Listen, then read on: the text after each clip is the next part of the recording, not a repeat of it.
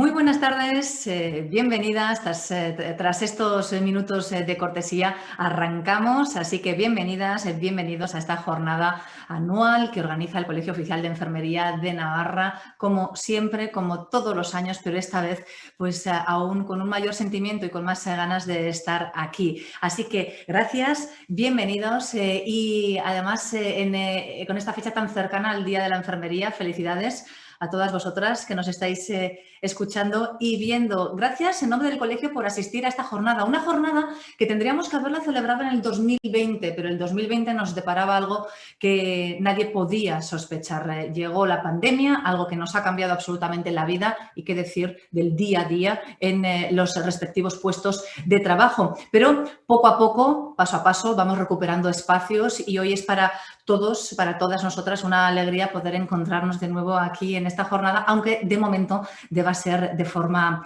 online. Hoy, 2 siglos después de su nacimiento y con un año de retraso, pero por fin vamos a poder rendir ese homenaje merecido a Florence Nightingale. Hoy, precisamente en esta jornada, ¿qué es lo que vamos a poder vivir? Bueno, pues hoy muchas opiniones, muchas buenas conferencias, ponencias que nos van a ir acompañando a lo largo de esta tarde. Son grandes profesionales que desde prismas muy distintos nos van a traer todo este contenido. Pero ahora ya sin más dilación vamos a poder vivir también esa bienvenida oficial con Arantxa Osinaga Herroz, presidenta del Colegio Oficial de Navarra, quien nos da la bienvenida. Arantxa, adelante.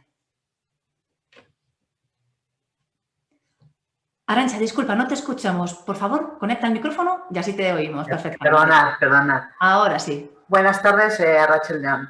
En primer lugar, tengo que agradecer tanto a los ponentes como a los asistentes el haber aceptado la invitación del Colegio Oficial de Enfermería de Navarra para esta jornada. Y digo agradecer no porque el programa no sea atractivo, sino justamente todo lo contrario, sino por adaptarnos a los inconvenientes que presenta un encuentro virtual en el que sale perdiendo la interacción y el contacto personal. Dada nuestra dedicación, no hace falta que os explique cuál es el motivo por el que nos ha llevado a organizar esta jornada en formato online, después de haberla tenido que haber suspendido el año pasado, como bien nos ha recordado Cristina. Afortunadamente, pues ya podemos decir que la situación de la pandemia no es la misma que hace un año. Gracias al avance de la medicación, de la vacunación, un remedio frente al coronavirus en el que las enfermeras somos las grandes protagonistas. Comenzamos a vislumbrar una cierta esperanza en un plazo no demasiado largo. Aunque habrá que esperar cómo evoluciona esta situación con el levantamiento de algunas restricciones en los últimos días. Y volviendo ya a la jornada, el programa gira en torno a 2 cuestiones, fundamentalmente relativas a nuestra profesión. En primer lugar, la influencia política de las enfermeras.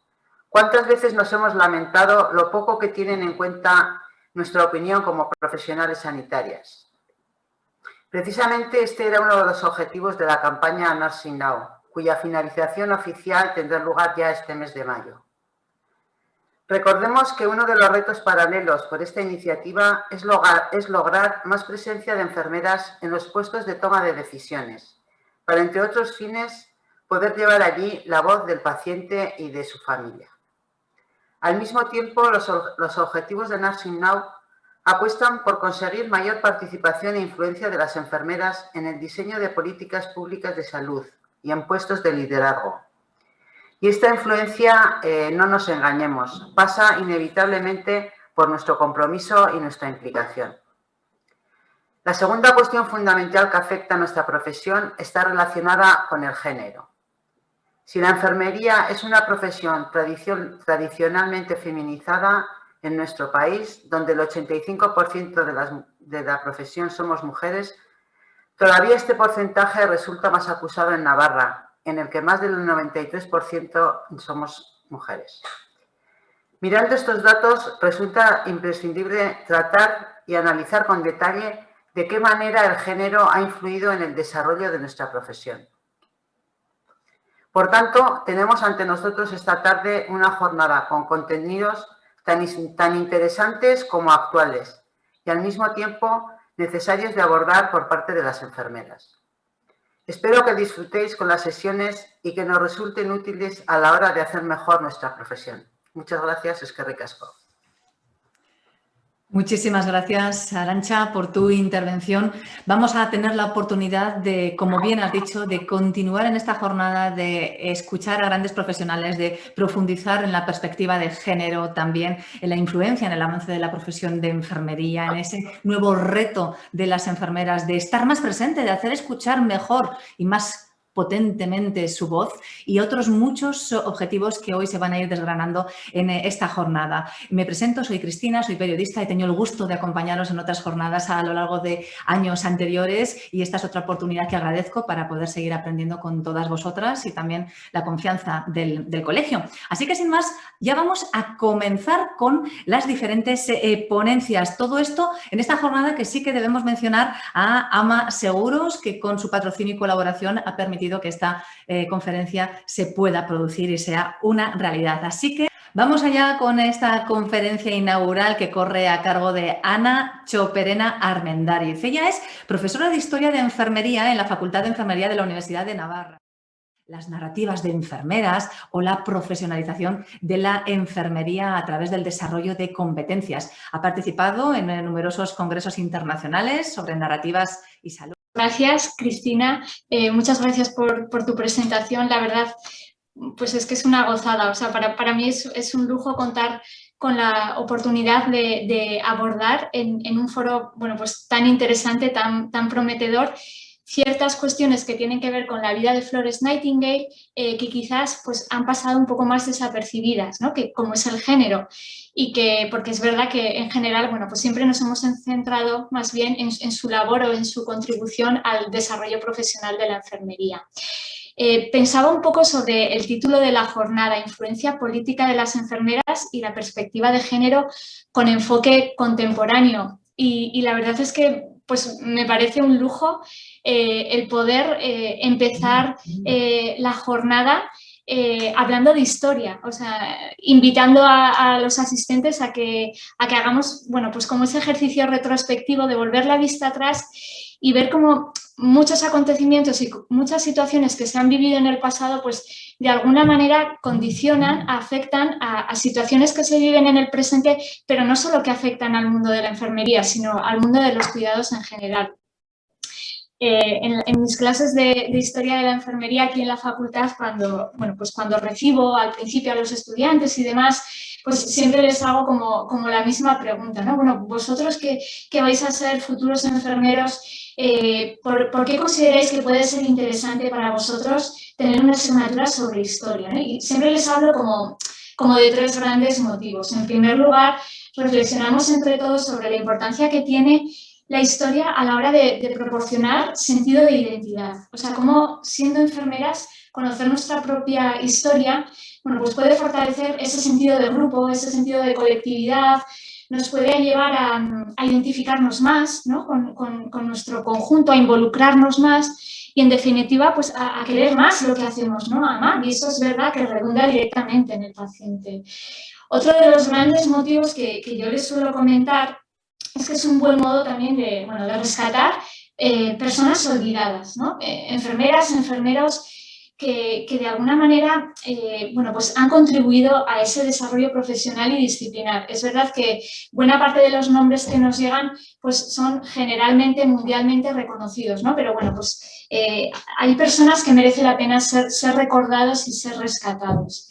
Y luego, en tercer lugar, me parece interesante a través de la historia establecer como ese paralelismo entre cómo el desarrollo y la evolución de la figura social de la mujer ha ido en paralelo con el desarrollo de la enfermería. Es decir, en la medida en la que la mujer ha tenido acceso al mundo público, al mundo social, ha tenido acceso a una serie de derechos que en buena parte de la historia le han sido negados, de manera paralela los cuidados de enfermería han ido adquiriendo ese rigor, esa sistematización, o sea, se ha producido una evolución y un crecimiento en paralelo. Entonces, siempre, me parece sea, me parece interesante en ese sentido entender la historia como un mensaje interno para cada una de nosotras, para cada una de nosotras como enfermeras, pero también un mensaje externo de cara a la sociedad, ¿no? Ahora que últimamente también, y más aún en el contexto de la pandemia, hablamos tanto de la imagen social de la enfermería, ¿no? Y qué es lo que se transmite a través de los medios. Entonces, bueno,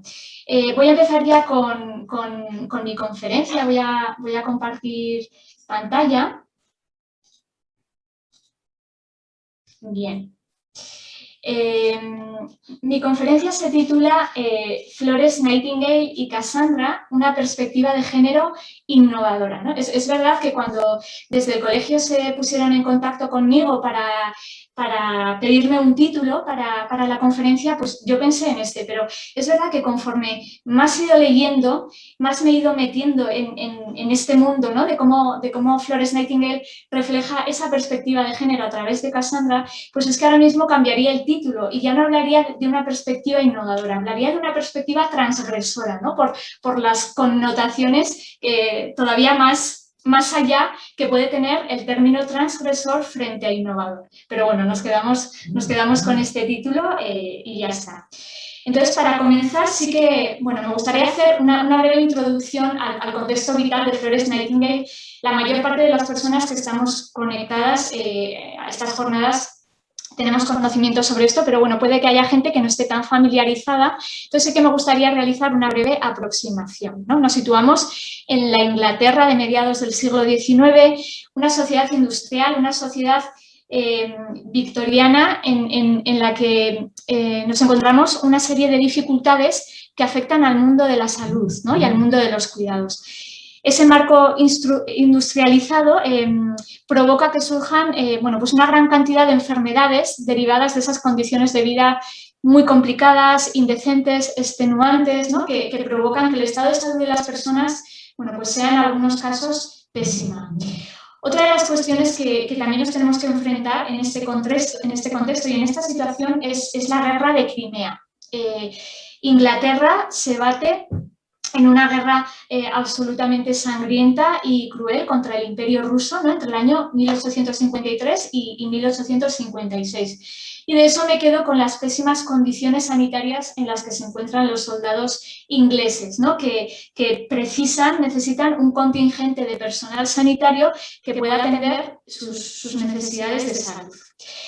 También quiero rescatar y recordar un poco cómo se encuentra la figura de la mujer, el papel de la mujer en esta sociedad victoriana industrial, ¿no? Recordando que se encuentran absolutamente excluidas de buena parte de los derechos que consideramos fundamentales, como puede ser la educación, el voto y bueno, el acceso a otras profesiones que en este momento ya se encuentran regladas, se encuentran legalizadas, como puede ser la medicina, el derecho y muchas más, ¿no? Las mujeres carecen de voz, carecen de voto y tienen que enfrentarse a muchas barreras para poder acceder al mundo de la esfera pública. Entonces, en este contexto dificultoso, en este contexto complicado, tenemos a nuestra pionera, ¿no? Tenemos a Flores Nightingale, que vive entre el año 1820 y 1910 y que es capaz, y ahora veremos por qué, de adentrarse en ese mundo prohibido de hombres, ¿no? En ese atractivo mundo prohibido de hombres, mundo intelectual de su época. Flores Nightingale pertenecía a una familia pudiente, a una familia acomodada. Su padre se llamaba William, su madre Fanny y su hermana Parthenope. Entonces tenían la oportunidad de dedicar buena parte de su tiempo a viajar. Viajaban por Europa, viajaban por todo el mundo.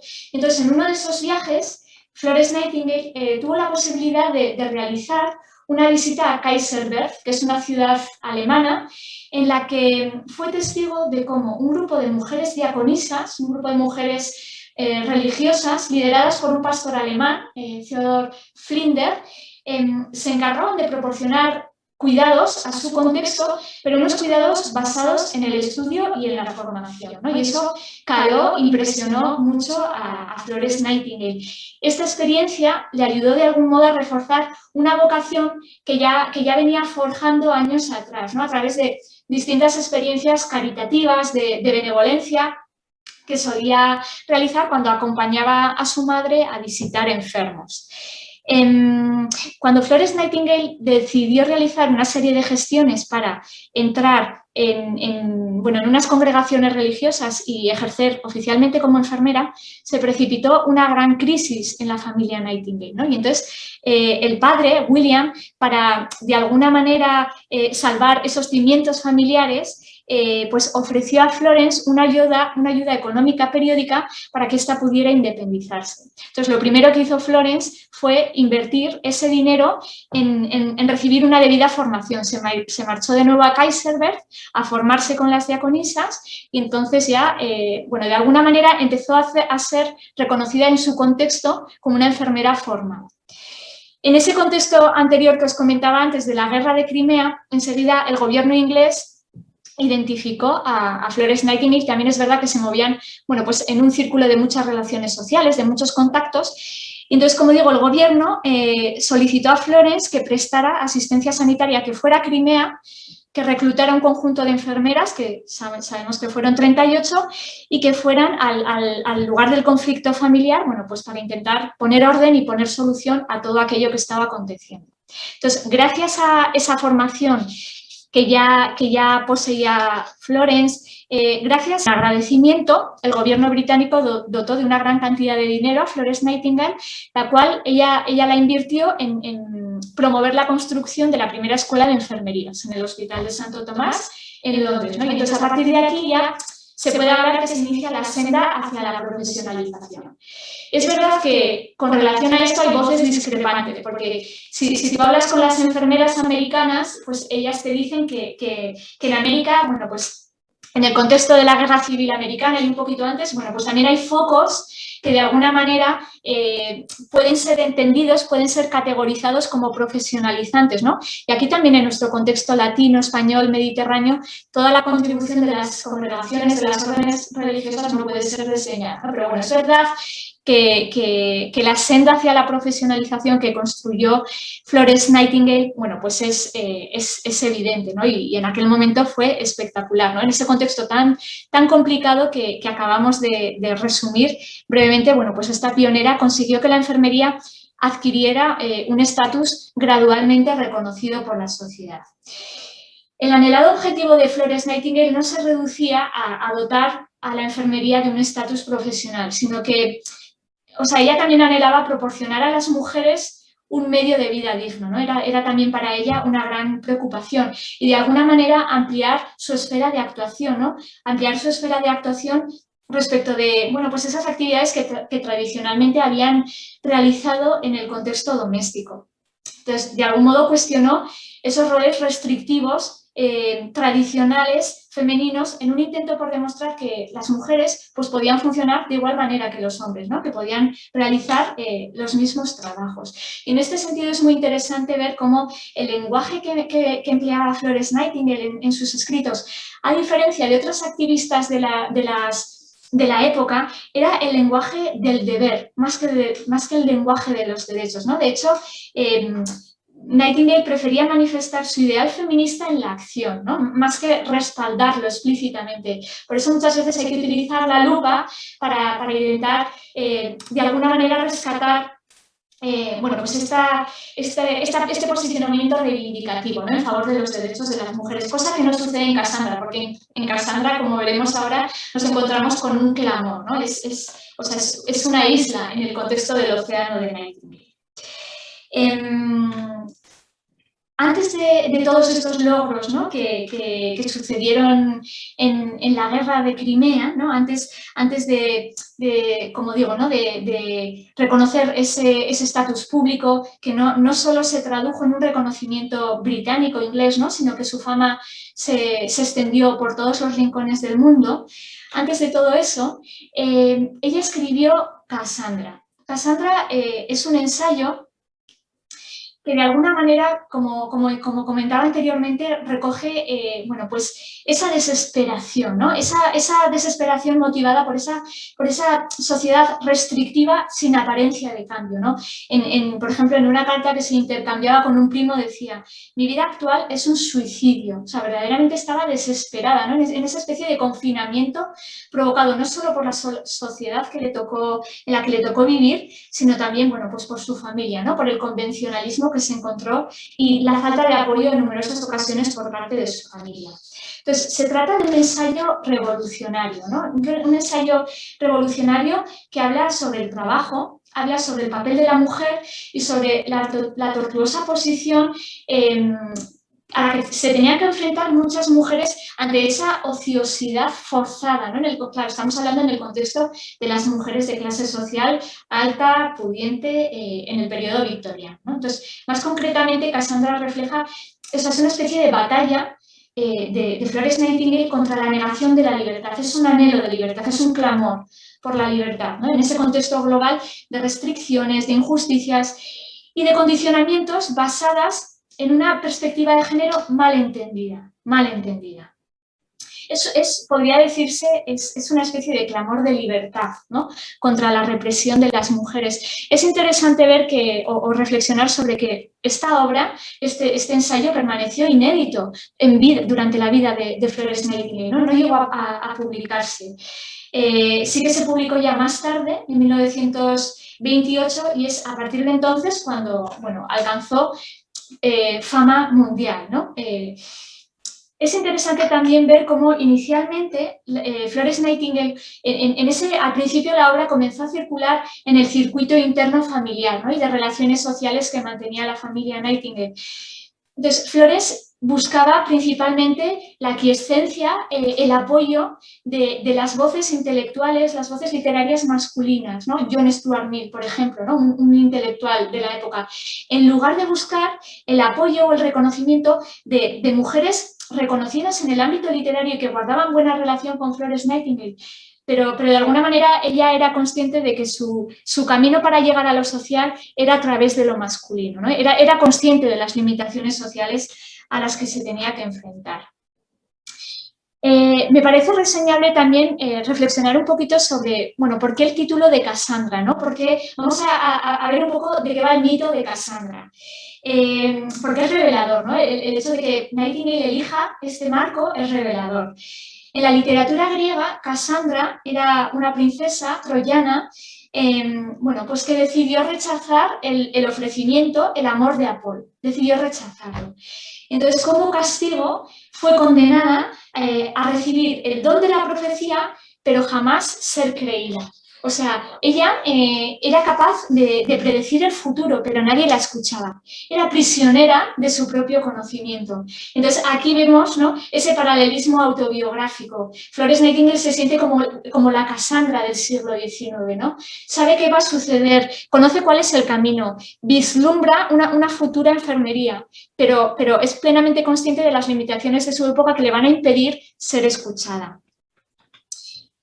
Cassandra puede, de algún modo, entenderse como una especie de narración profética, ¿no? Como decía, un clamor para la libertad, un clamor hacia la libertad, con esas veladas connotaciones autobiográficas que comentaba anteriormente, ¿no? Y que denuncia la ausencia de voz femenina en esa época victoriana. Y como decía antes, ¿no?, o sea, en particular es el producto de ese confinamiento familiar que tuvo que experimentar debido a la oposición de su madre Fanny y su hermana Parthenope, que no podían llegar a entender que, pues, las preocupaciones o los intereses de Florence en este momento, ¿no? Por ejemplo, aquí rescato una cita, ¿no?, que aparece en Cassandra. Dice: y la familia se jacta de haber cumplido bien su misión, en la medida en que ha permitido al individuo decir: no tengo ningún trabajo peculiar, nada más que lo que me trae el momento, nada que no pueda arrojar de inmediato a la demanda de cualquiera, en la medida en que ha destruido su vida individual. O sea, fíjense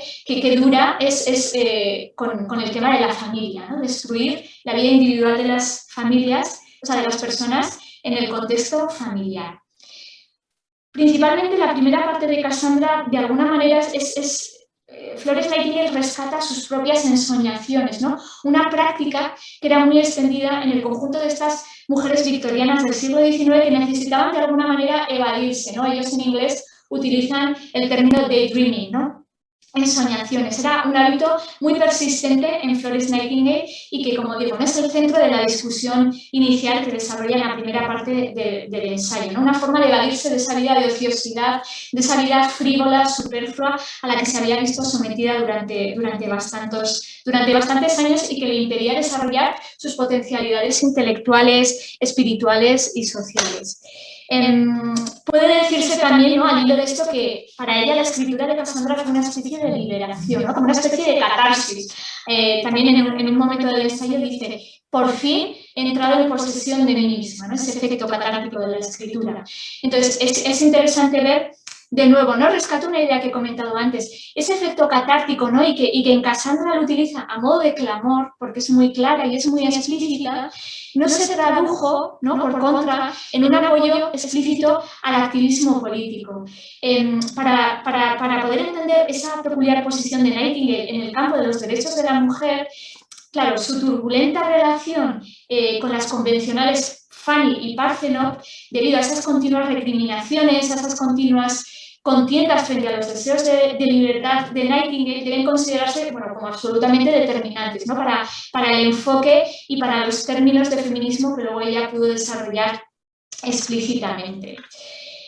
La Florence Cassandra utiliza un género muy concreto en la obra, que es un género de escritura muy concreto, que es la escritura de sabios. La escritura de sabios era un género ampliamente extendido en la Inglaterra del siglo XIX, claro, absolutamente restringida a los hombres, no había mujeres que utilizaran este género. O sea, las mujeres podían hablar de religión, podían de algún modo aproximarse a la escritura romántica, pero jamás plasmar en sus escritos cuestiones que tuvieran que ver con la intelectualidad y mucho menos reivindicaciones de género, ¿no? Esto era una cosa absolutamente inaudita, ¿no? Entonces ella se adueña de es un género que el escritor utiliza este género para instruir al lector sobre temas sociales, ¿no?, contemporáneos desde una perspectiva de superioridad moral. El escritor se posiciona en una perspectiva de superioridad moral y instruye al lector, ¿no? Entonces es muy novedoso, es muy innovador. Como decía antes, incluso puede llegar a transgresor, ¿no?, que Florence Nightingale empleara esta manera para asumiendo ese papel de reformadora social, ¿no?, y colocando su voz y sus motivos en el centro del discurso público. Entonces, como digo, ¿no?, hay un fragmento, ¿no?, que dice en un momento: pero una mujer no puede vivir a la luz del intelecto, la sociedad lo prohíbe. Bueno, pues ella es consciente de estos límites y dice: pues yo voy a por todas, utilizo el género que va más en consonancia con los hombres, ¿no?, y con todo ese ambiente masculino, y lo utilizo para realizar mis propias reivindicaciones. Aunque, como digo, resulta un poco contradictorio, porque luego en los ambientes sociales no se posiciona con las mujeres activistas de la época. También me parece interesante comentar cómo la propia Florence Nightingale era bastante exigente con las mujeres de su época, lo cual le llevó en ocasiones a presentar sentimientos encontrados hacia ellas, ¿no? Igual habéis leído en algún momento cosas sobre este tema que como digo, bueno, pues tiene su enjundia también, ¿no? A veces se impacientaba, ¿no?, pues cuando veía que ellas no hacían esfuerzos por salir de esa ociosidad, de esos ambientes frívolos, ¿no?, y no desafiaban, bueno, pues esos esquemas masculinos que les restringían al mundo de lo doméstico. Entonces apuntó al silencio femenino como uno de los síntomas de ese malestar social de su tiempo. Provocadoramente ponía a las mujeres incluso como corresponsables de la situación, ¿no?, como podéis leer aquí en esta cita. Dice: se supone que las mujeres nunca tienen una ocupación lo suficientemente importante como para no ser interrumpida. Y las propias mujeres han aceptado esto. Han escrito libros para apoyarlo y se han entrenado a sí mismas para considerar que todo lo que hacen no tiene tanto valor para el mundo, para los demás, sino que pueden abandonarlo al primer reclamo de vida social, ¿no? Es dura con algunas mujeres de su tiempo. El librito de Cassandra, si alguna oportunidad tenéis, si en algún momento tenéis oportunidad de ojearlo, de leerlo, por animar, ¿no? por promover su lectura, tiene como tiene una estructura de 4 partes. Como digo, ¿no? Ella se posiciona en un pedestal de superioridad frente al resto como una sabia que sigue las leyes de Dios y que tiene que instruir a los lectores, ¿no? Entonces, en la primera parte señala, contextualiza la situación, ¿no? Algunos signos de su tiempo que pueden ayudar a entender la situación, ¿no? Por ejemplo, dice, ¿por qué las mujeres tienen pasión, intelecto, actividad moral y un lugar en la sociedad donde no se puede ejercer ninguna de las 3, ¿no? Contextualiza la situación. En la segunda parte, esa sabia Nightingale interpreta el fenómeno como un síntoma de alejamiento de Dios. O sea, esto que está sucediendo es porque nos hemos alejado de Dios. Bueno, esto daría para otra conferencia, ¿no? La relación entre el pensamiento de Florence Nightingale y todo lo que tiene que ver con lo religioso, lo divino, pero bueno, no vamos a entrar en este sentido, ¿no? Pero en este momento, en esta segunda parte, describe la forma en la que las mujeres se niegan a ejercitar el intelecto, ¿no? Y permanecen en esos mundos de ensueño que hablábamos anteriormente. Dice, ayunamos mentalmente, nos flagelamos moralmente, usamos el cilicio intelectual. Todo esto para perpetuar el eterno soñar despiertas que es tan peligroso. En la tercera parte, ya es absolutamente clara y dice, bueno, es que las mujeres de la sociedad victoriana es que estamos en una muerte en vida, ¿no? Una muerte en vida. Dice, esas frivolidades que se llaman sus deberes se lo prohíben. Sus deberes domésticos, palabras altisonantes que en su mayor parte no son más que malos hábitos. Entonces ya finalmente, ¿no? Una vez que ha hecho todas estas críticas, todos estos posicionamientos, concluye como una especie de mesías femenina abriendo una puerta al futuro, ¿no? Y ofreciendo una visión de un futuro estado de regocijo final. ¿Y por dónde pasa ese regocijo? Pues aquí ya conectamos con el trabajo, el acceso de la mujer al trabajo y de un trabajo que comienza a tener unas ciertas características compatibles con una futura profesión de enfermería. Claro, para todo esto, o sea, ella es lista, es inteligente, entonces utiliza muchas estrategias formales, ¿no? Que de alguna manera apela a la conciencia del lector, ¿no? Y remueve sentimientos y asegura su credibilidad, ¿no? En este sentido, del tema de asegurar la credibilidad, es interesante ver cómo, claro, situándonos en ese contexto, una mujer del siglo XIX en la Inglaterra victoriana, bueno, pues era muy complicado que escribiera sobre sí misma, ¿no? O sea, he comentado antes, estaba reconocido que hablaran sobre religión, que hablaran sobre romances, pero el tema de revelar intimidades y sobre todo clamar, ¿no? Y realizar reivindicaciones relacionadas con el mundo del género estaba considerado como una afrenta, ¿no? Incluso en algunos contextos se hablaba de una cierta promiscuidad, ¿no? De las mujeres que atisbaban a realizar algún intento sobre esto. Entonces, claro, ella de alguna manera, consciente de esta limitación, tiene que solventar la censura, ¿no? Y para ello utiliza una serie de recursos formales que no voy a describir, pero que, bueno, resulta interesante analizar. Entonces, esto que os he comentado, ¿no? De cómo esa reivindicación final, ese regocijo final conecta, ¿no? Con la solución que pasa por el acceso de la mujer al mundo de la enfermería, de alguna manera nos lleva a esbozar esas posibles características, ¿no? Que luego coinciden con cómo ella proyecta la enfermería a través de sus escuelas de enfermería.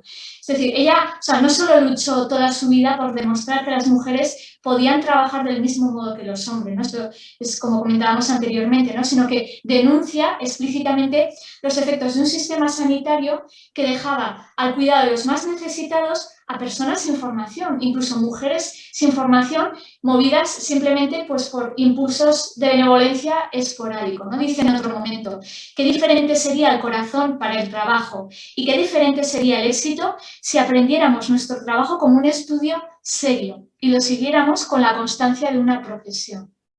Entonces ella defendía que el carácter femenino de manera exclusiva no cualificaba para el desarrollo de la enfermería en sí. O sea, hacía falta formación, ¿no? Entonces, su objetivo era transformar una actividad antes vinculada al ámbito doméstico o religioso, ¿no? Toda la labor de las congregaciones religiosas, en una profesión formal y regularizada y sistematizada. O sea, las enfermeras ya existían, ¿no? Lo que pasa que con otras connotaciones, ¿no? Unas connotaciones asociadas peyorativas, y el nivel de formación que esas mujeres que ejercitaban las labores de enfermería, bueno, pues eran sustancialmente distintas a la propuesta de Nightingale, ¿no? Que hablaba de ciencia, hablaba de rigor, hablaba de fines propedéuticos, hablaba de sistematización. Bien.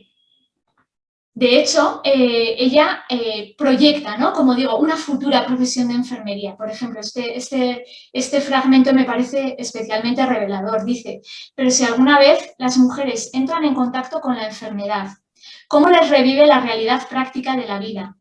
Si ven y entran en una línea de acción continua, con una vida plena e interesante, con una formación constante a la altura de la ocupación. La ocupación pone a prueba la formación. Las mujeres se templan, su vida se llena, han encontrado su trabajo y los medios para realizarlo, ¿no? Y de hecho, en Cassandra nos encontramos como 3 grandes rasgos que hablan de las posibles características que debe tener la profesión de enfermería.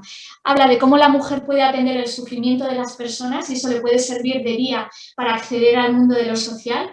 Habla de la falta de formación como el hambre del alma y del intelecto y adelanta, antecede las dificultades que se van a encontrar las mujeres que quieran dedicarse o que quieran convertirse en enfermeras para poder acceder a la formación, al reconocimiento social, ¿no? De hecho, habla de una especie de batalla física y espiritual.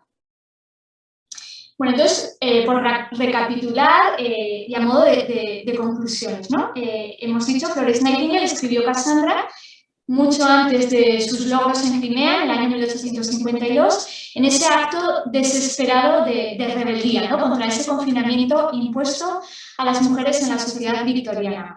Es un relato que, como hemos ido viendo, recoge veladas connotaciones autobiográficas y que posiciona al autora como una nueva Mesías, ¿no? Que se sitúa en su pedestal y que clama por el cambio, ¿no? Hacia esa conformación de una futura profesión de la enfermería. Además, reivindica la libertad, el poder de las mujeres y dirige la atención del lector al trabajo como la vía absoluta de salvación, ¿no?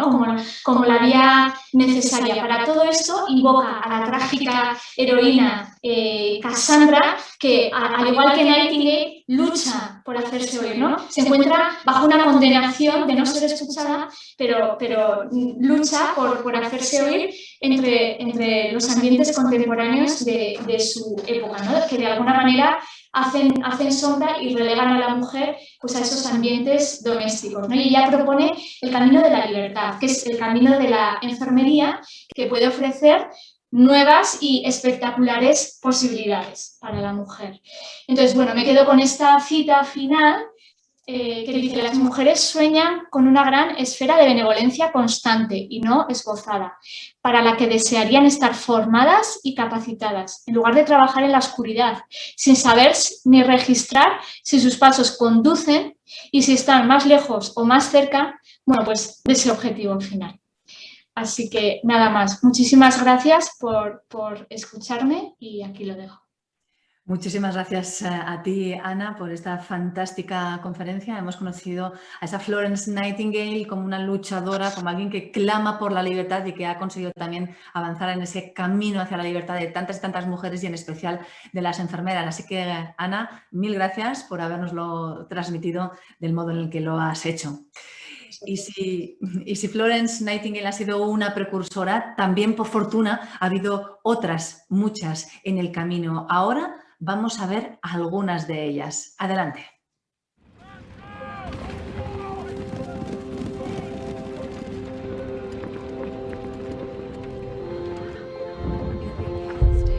During the Crimean War, more soldiers died from infection than in battle.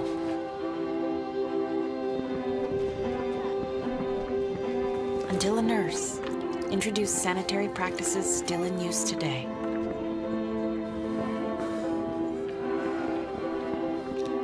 When the scourge of polio hit the world, it was standard practice to strap down and immobilize patients. Until a nurse discovered that movement and physical therapy had far better results.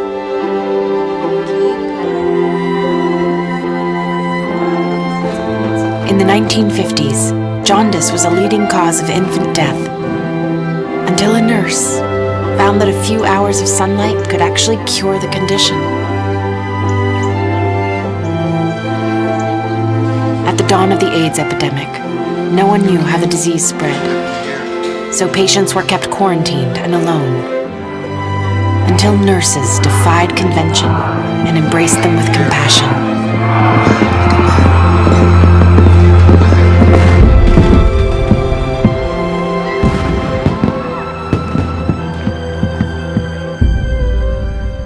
During the Ebola outbreak, the disease was thought by many to be too contagious to treat, until a student nurse used what she had on hand, garbage bags and duct tape, to protect herself so she could care for others.